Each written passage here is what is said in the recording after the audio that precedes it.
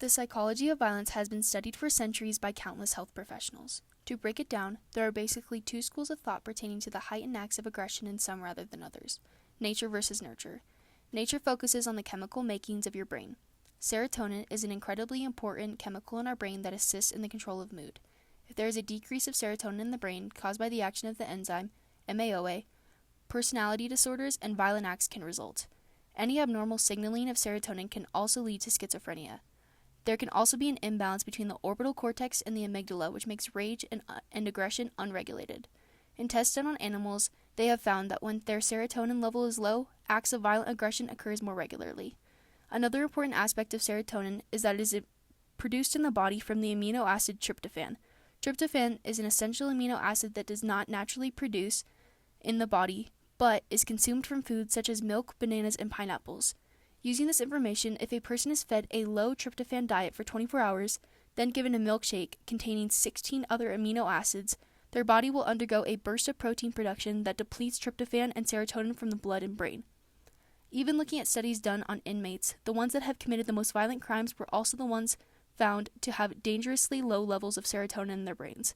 While the levels of chemicals in our brain are vastly important to getting a grasp on why aggression is more extreme than some, the way an individual is raised determines whether that aggression is used. The idea of nurture being the cause of psychopathic tendencies has been studied thoroughly.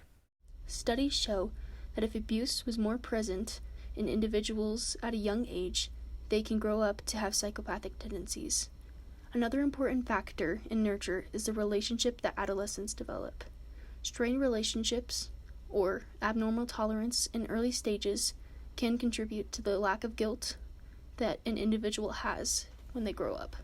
The closer we investigate the idea of nurture, the more we see a link between the way we are raised in childhood and our mental health in adulthood.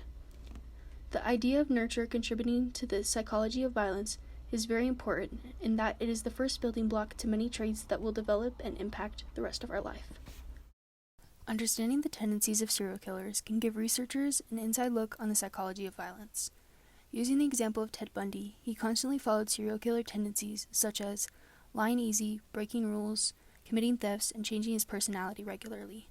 Generally speaking, there are characteristics born from physical or sexual abuse at a young age or any other childhood trauma that can develop into killer tendencies.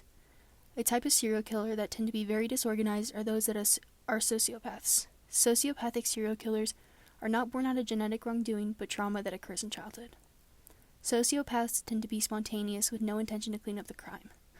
Also, sociopaths have a difficult time connecting with others and tend to stay isolated. Fascinatingly, there is a big difference between women and men serial killers. Female serial killers tend to gather their victims, while male serial killers like to hunt their victims based on psychological differences. Possibly this difference of killing techniques is due to older gender roles where men were taught to hunt and women were taught to gather. Looking at all this information gives us a very unique look at the psychology of violence.